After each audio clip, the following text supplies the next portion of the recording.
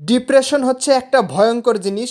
যারা ডিপ্রেশনে পড়ে তারা কিন্তু সহজে ডিপ্রেশন থেকে বের হতে পারে না। কারো ডিপ্রেশন হলে তারা একমাত্র বুঝতে পারে যে এটা কত কষ্টদায়ক হয়। একজন মানুষ হয়তো আপনার সামনে হাসতেছে, কিন্তু ওর ভিতরে যে কি হচ্ছে সে একমাত্র বুঝতে পারে।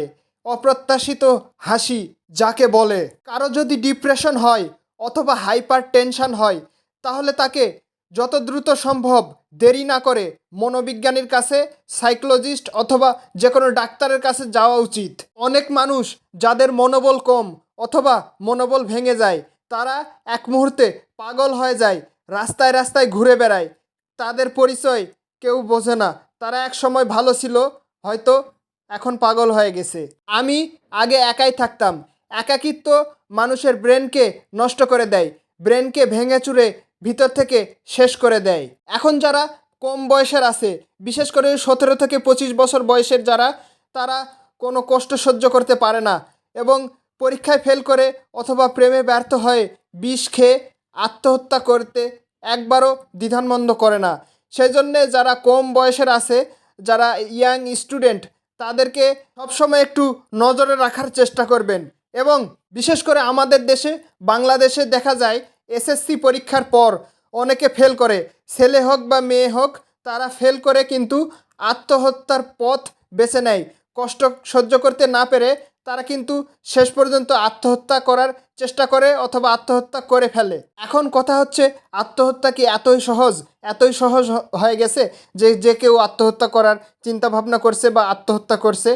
আসলে ভিডিওর প্রথমে আমি বলছিলাম, ডিপ্রেশন একটা ভয়ানক জিনিস, একটা ভয়ানক রোগ। একবারে সব কিছু শেষ করে ফেলে, জীবন শেষ করে দেয় ভাই।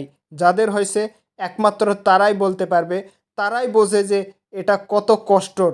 ভিতর থেকে একজন মানুষ শেষ হয়ে যায়, পুরাপুরি শেষ হয়ে যায়। এখন কথা হচ্ছে, আপনারা একটা কথা বলতে পারেন যে আপনি এগুলো কিভাবে জানলেন, আপনি এই কথাগুলো কেন বলছেন?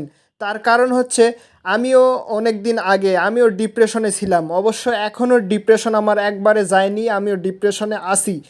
আমার 2026 সালে বিরিয়ানি, মাংস, তারপরে হচ্ছে কোক, পেপসি, 7 আপ এগুলো খেয়ে আমি 2026 সালের নতুন বছর 31st নাইট উদযাপন করেছিলাম। এত সুন্দর করে যে নতুন বছরকে আমন্ত্রণ করেছিলাম যে আপনারা ভাবতেই পারবেন না। তারপর মার্চ মাস সম্ভবত, আমি ঠিক জানি না, মার্চ মাস থেকে আজ পর্যন্ত আমার ডিপ্রেশন চলছে। এখনও আমি ডিপ্রেশন থেকে মুক্তি পাইনি।